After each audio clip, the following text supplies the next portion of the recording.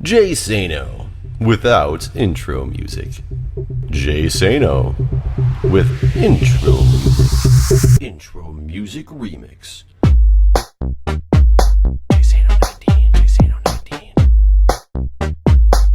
Jay Sano 19. Jay Sano 19. Hello everybody and welcome back. It is Jeff again coming to you from the Mindcrack server. And in case you didn't catch the live stream this weekend, I'm working on something in the basement of FEMA headquarters. And I'll show you guys what that is and not keep the suspense like I did for the live stream so you guys know exactly what it is that I'm going for. But first, I'll just show you as it is now. So basically just think, if you're just an average guy, you come to FEMA headquarters. You think, it's a place to help people, this and that, which it does. But if you know the right passwords, you can get down into the basements. What do we have in the basements? Doesn't really look like much is going on over here. However, if I turn on a resource pack that I played with Las Vegas with Guude and Payday, if I turn on this resource pack, let's just give it a minute so it can do its updating here.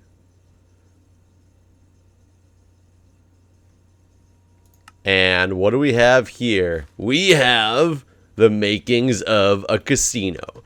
So I know that there's already a casino on the server. However, I'm doing the underground hidden casino that you need better stuff to be able to get a hold of. I think I need to change all this stuff out right here though. I'm going to make it better and make it all this wood-toned color, and I think it'll look good like that. But, unfortunately, to do this, one of the blocks that is required is the red and brown mushroom blocks that look like this. I spent some time and I've gotten these ones set up already, but the problem is I need more. And you can't silk touch red and brown mushrooms, despite what everybody wants to say. It cannot be done. If I silk touch this red really? Hold on. Okay, I'm back. If I silk touch this red mushroom, yes, I will get a mushroom block, but it's a generic mushroom block. It doesn't have the red tinting, and I need the red tinting for this because this red pattern is what makes that resource pack work. So I do need some regular mushrooms as well, though, so I'm going to silk touch all the exterior ones that I don't need and move these into place. And I think I only need enough for 2 more tables. I had thought I had gotten them all, but it turns out I had these red ones with these edges, and those edges don't work. So with each mushroom, red mushroom that I grow, I'm only going to end up getting 1 workable mushroom block, because only the one from the middle has the exact textures I need, which is fine. I can work with that. It's okay, it'll just take me a little bit longer. And now I've got plenty of mushroom to be able to work with. But what else shall we discuss in this episode while I'm doing this work? This meaningless work that I'm just going to be doing over here. Well, I want to talk a little bit about where I went to college. And I went to college in Flint, Michigan. For those who don't know, I grew up in Michigan. I grew up just outside of Flint in one of the suburbs. And I did go to college directly in downtown Flint. So I spent a lot of time in downtown Flint. And for people who don't understand what that means, Flint is not exactly what you call the safest place in the world, I guess would be one way to put it. It is quite a dangerous area. Lots of crime. Flint and Detroit were actually the top 2 places with crime in the United States for many, many years. They actually went back and forth on which one was number 1 and which one was number 2 for a very long time. So I'm not kidding when I say that Flint's no joke, but that is the place that I grew up. So I still love Flint. I still have my Flint pride. Went to school there and everything. But I was telling some people some stories the other day, and I forget that when I tell these stories, people have like looks of shock and just fear on their face when I tell some of the stories of some things I've dealt with and gone through in Flint, Michigan. And one of them always definitely gets a... Actually, did that go too far? No, because I need it this way, and there's my phone. Hold on one second. Ironically, speaking of Flint, I actually just got a phone call, or excuse me, a text message from an unknown number in Flint, Michigan that says, got 100 the.c cherry and OG. Not sure what that means. I will keep you guys informed as soon as I find out as well, but that's kind of Flint for you. But anyways, what I was going to say is this, that's actually just the perfect spot, isn't it? That is the perfect spot. This thing needs to go here. Is, you know, some of these stories I tell really baffle people. They are so shocked that this has happened, and I tell them as if they were just normal to me because for a time frame they were. So I went to a place called Kettering University. It's in downtown Flint. I was in a fraternity house there, and there was like 35 of us guys at the time, I think, living at this fraternity house. And we had a good time. I think I need 2 more red mushrooms. We had a good time there, went to college, threw some good parties, things like that. But, things in Flint don't always go as you plan. Let's find out here. Oh, whoops, I just put that in the wrong spot. Crap. Asking me, you gotta sell. Interesting. That's the response. You gotta sell. So basically, I have just been the mistaken message for a drug deal or a gun. I'm not really sure where we can go with this either, though. And I'm not kidding. This is happening like real time right now. So what should we say to this? Something along the lines of, you got to sell. How much you looking at? We'll just play along with this and have some fun with it. Why not? So we threw some amazing parties at our fraternity house. Some of them were campus-wide parties, which means everybody was invited. Some of them were just personal, like friends-only parties that we would have, quite often. So on one particular occasion, we had a... Oh, come on. Okay. We had a friends-only party. We had our reggae nights is what we called them. So if it was not a campus-wide and it was essentially invite-only, we called them our campus-wides. So one night we're having a campus, we call them our reggae parties as opposed to our campus wives where everybody could go to, and they were amazingly not sanctioned by the school, but the school allowed them to happen. Certain parties, if you got big advertised parties, if you got liability insurance that was at least $1 million, and you had a caterer and you had DDs to take people home, or if you offered some type of DD service, like it was very strangely regimented that you could throw some weird parties like that. But I mean, that's good. Like, so our campus wides, we always had a great time with our campus wides as well, but campus wides were definitely a lot more work, whereas the parties that we threw, we didn't have responsibility other than making sure people are safe in general. But during our campus wides, we were not allowed to imbibe any alcohol. It was strictly that we had duties until the party was over, and it was known. So I mean, we threw them anyway. We enjoyed them. They were a good time. Then we'd have great parties after. The after party was our invite only party, and people used to always try to get invited to the after parties because my fraternity was known for throwing some of the best after parties as well. I mean, not to like toot our own horn, but we threw some pretty good after parties. However, one day we were having one of our reggae parties, and unfortunately what happens during the reggae parties is a lot of people will show up at the same time. Many people get invited by many different people, so everybody doesn't know everybody who's going to be there, but when they're invited by a brother, they're invited by the brother, so you assume that they're good. Well, on this particular occasion, a bunch of people came in the door at one time, and I was one of the people who was at the door when it was answered. I wasn't the one who answered the door, and the person who even answered the door looked and was like, who are all you guys? And the people at the front were like, oh, we're, blah, blah, blah, so-and-so's friend. And they were like, oh, okay, come on in. And these people just happened to walk in with them. We assumed that they were all together, which it turns out they were not. I mean, that happens. Doesn't mean everybody who's not invited is a bad person or anything.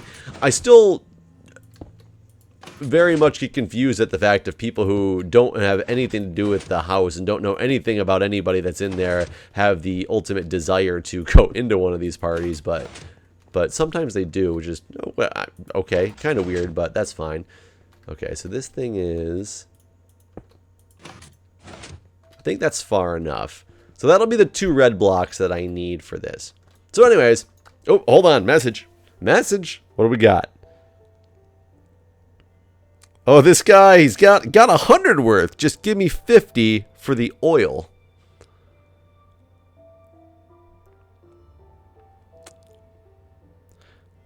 Confused at this one now. 50 for the oil, huh? He's got 100 worth. Give me 50 for the oil. I'm going to say, how about 30?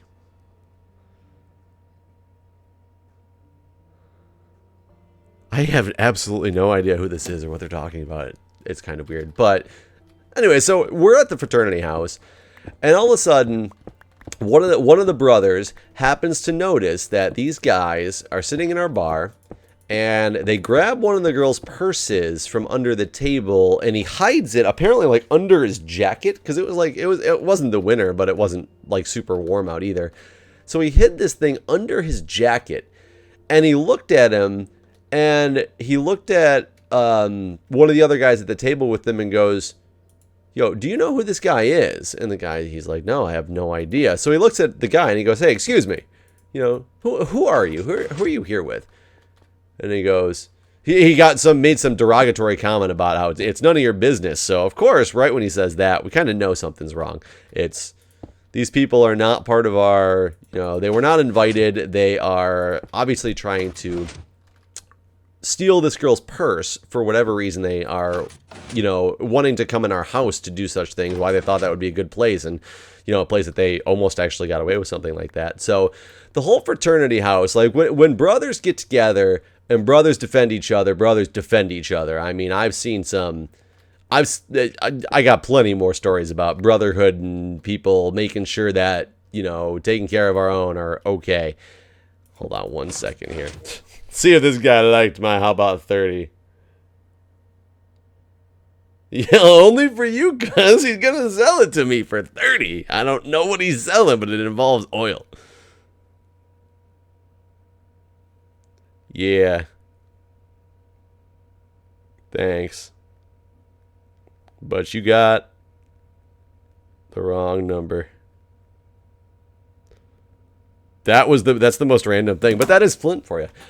So the fraternity house gets together. Basically, I was in the other room, and I happened to start walking downstairs, and I heard this just ridiculous yelling and screaming, like, "Get out!" And I was like, what the heck is going on right now? Like, I'm so afraid of what is happening.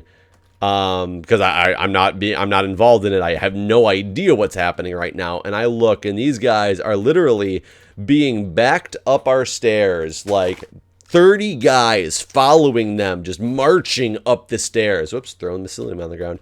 They're just marching up the stairs, backing them outside of our house. And these guys are trying to like push back. I'm not really sure why, because they were clearly outnumbered. There was only, 4 of them, and there was like 30 of us, but they were definitely clearly trying to push back, and our brothers just kept pushing them out the house, pushing them out the house, pushing them out the house. Eventually got them right out the door, which was amazing. It was awesome that they were able to push them out the door. So they get in the car, or they get in the parking lot, and one guy, they had driven their car and everything. They parked in our parking lot too. Like, that's the whole thing that doesn't make sense, is they literally came and parked in our parking lot, but they parked over there. That one guy pulls up the car while the other guys are sitting there like yelling at us on the front step, and he parks the car. He gets out in order to, I need to go get more supplies. He gets out to, we're like wondering why he's getting out as opposed to everybody else getting in. And instead of everybody getting in, all that happens is they pull out knives. Like, literally, they're just sitting there in our driveway, and they pull knives out, and one guy points one directly to one of my fraternity brothers, like, throats, just, like, points it at him. He doesn't, like, have him by the, like, a choke collar or anything. He just, like, points it at his throat. And a bunch of us just kind of, we like backed off for a second. And the one guy, it was so, like, this guy was so cool and calm and collected. And he just kind of looked at him and he goes, "What are you going to do with that knife, man?" And he's like, "I don't understand why you would even pull, that knife out and like assume that you're going to do, like, anything good is going to come out of this right now." And he's just trying to talk him down and talk to him really calmly and really effectively. While in the meantime, I'm on my cell phone, immediately dialing 911. I don't have my lime green wool, unfortunately.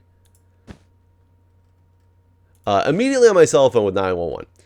So 911, dispatcher comes on the line and says, "What is the nature of your emergency?" And I say, "There are people at my fraternity house right now in my driveway, and they're holding knives to our fraternity members." And she goes, "How many of them?" I said, "There are 4. And she goes, "Okay. Is anybody injured?" And I said, "No, nobody's injured yet, but they're sitting here threatening us with knives as we speak." And she goes, "If nobody's been injured, call me back when somebody does," and hung up the phone. I shit you not. 911 in Flint, Michigan hung up the phone because I said nobody had yet been stabbed. I stared at my phone for a minute. I was baffled. I didn't know what had just happened. I was so just confused and in a state of disbelief that I immediately just called back and said, "I just talked to somebody, said that there's people here with knives," and I was hung up on, and there was a different operator, and she goes, "So, what's going on, sir?" So I explained to her the situation very quickly, and at this time, the people are getting in their car. We actually managed to talk them down enough that they get in their car, and they start to drive out the driveway. So I said, "Look, there's these people here. They just pulled knives on us. I think they're finally leaving." And I ran up behind their car as my fraternity brothers are surrounding their car now and kicking it because, of course, that's what we do. And I read the license plate off to this operator on the line who literally says, "Now, what was that?" And I was like, "I don't remember what it was, but I'll throw out random numbers like ZXQ185. And she goes, "What was that?" And I was like, "That is their license plate, ZXQ185. She's like, "But they left?" And I was like, "Yes, they just pulled out the driveway." And she goes, "Okay, call us back if they come back." And hung up the phone again. So twice I got the phone hung up on me. I didn't realize that showed a little bit on the edges there, but that's okay. So twice I've now had the phone hung up on me by this 911 operator, by different 911 operators. How did I do this backwards again? I did this backwards before.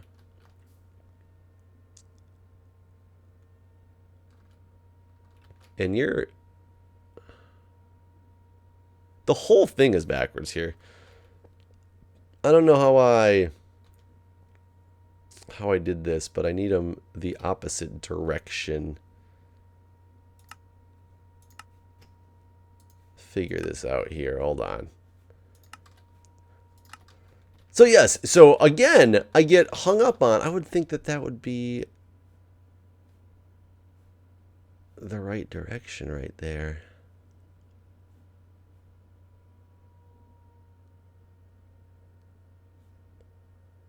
Because I want it the opposite way. Oh no, it should definitely be, shoot, it should still be green toward the wall. So wait, mycelium I can replace. These I can all replace the opposite way. These two I just need to I need to push around, but I can't tell if I need to push them around and have them change. So twice I get hung up on by 911. So about 5 minutes later, we're all standing outside because we're all kind of coming back from everything that's just happened as well. We're all standing outside. We see the car drive back by the front of the house. They start yelling profanities and obscenities throughout out the window and things like that. And of course, we kind of expected that would be the case. So they're yelling these things. whatever. We really couldn't care less if they want to like yell, scream, whatnot. It's no big deal to us. But we're kind of concerned that they're going to come back, which they inevitably do. And this time it was kind of hilarious because they come back to the house with a car full of people at this point. They went and picked up a bunch of people. So there's like 8 people stuffed in this like hoopty-ride vehicle. So is this going to be right, or do I need to do it just straight up? You know what? I think I just need to do it exactly like that. I don't know why I was trying to turn this thing around. Well, wait, let me see here. If I do the mycelium there and the birch plank here, let's look at this resource pack and see if this is the same. So they pull back in the driveway. Everybody immediately jumps out of the car. The funniest thing about this is the 4 guys who were originally there jumped out. They pull their knives out again and just start yelling and screaming that we disrespected them and it's over for us at this point.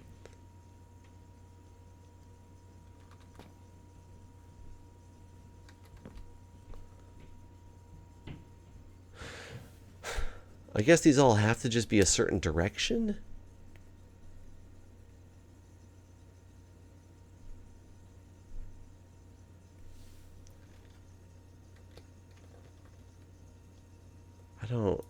I don't quite get it. Maybe it's the setup of this thing. There's no way to make it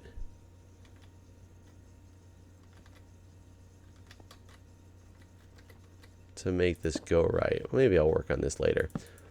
However, the other people who got out of the car apparently had no idea what they were in for. They were random friends of these people who they just went and picked up and didn't tell them why they had picked them up in the first place. And they literally jumped out of the car and they came and sought shelter behind us when they saw the knives come out and said, "What is going on? We don't want anything to do with this," which I found hilarious. So they went out and got these friends to come in who obviously did not help them at all, which was very, very, very comical. This is not going to work either. Oh, this is the same block as that. Oh, yeah, because I had pushed that over there. That's fine. This one needs to be...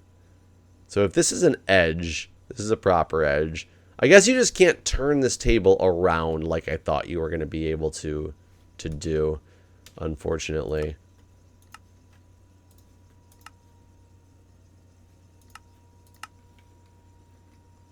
So the mycelium just has to go. This actually has to move. I don't know why I'm using a silk touch pick on this, but I already did it. And then this I can use a silk touch pick on because mycelium will just turn into dirt otherwise. So if I go like that, and then it's melon. Yeah, I guess there'll have to be chairs on. That was not what I wanted. Chairs on the other side of this thing. So melon, straw bale, and move these things back over to where this is supposed to be over here. And I think this is going to make this part of the casino at least done.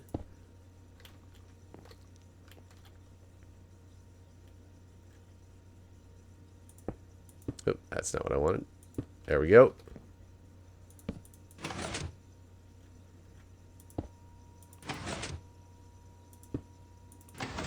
That's where it needs to be. That is where it needs to be. So 3, move this over 3, and hopefully feel much better about the prospects of this casino. So these people seek shelter behind us. Crap. Forgot that a melon gets smashed when you do that. So now I gotta make a melon if I don't have an extra one. Oh, I still have an extra one. Never mind. So there we go. Resource packs, Las Vegas. So this is going to be the way you build your way into my, or you got to earn your way into my casino.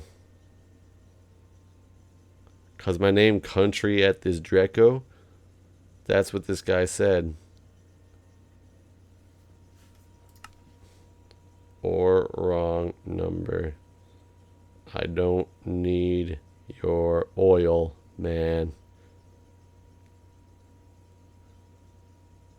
That's really weird. But there we go. No! These two are in the wrong spots, but that's okay. Which one is this? We'll find out. 58 myceliums. Nope. That must be birchwood. That's one of these. One of these. There we go. Now I'm good. So I guess these players have to sit on this side of the table, whereas these ones also sit on this side of the table. And that's how it's going to work. And I can go through and fix the floor, but notice I put the mushroom blocks down. But look at these beautiful dispensers, the slot machines with the fancy lights and things like that. I think this is going to be really good when I finally get it all said and done. And it's going to be the hidden underground casino. Nobody's going to know about it. They're going to even come down here without the resource pack on. Even if the police on the server find this thing, you know.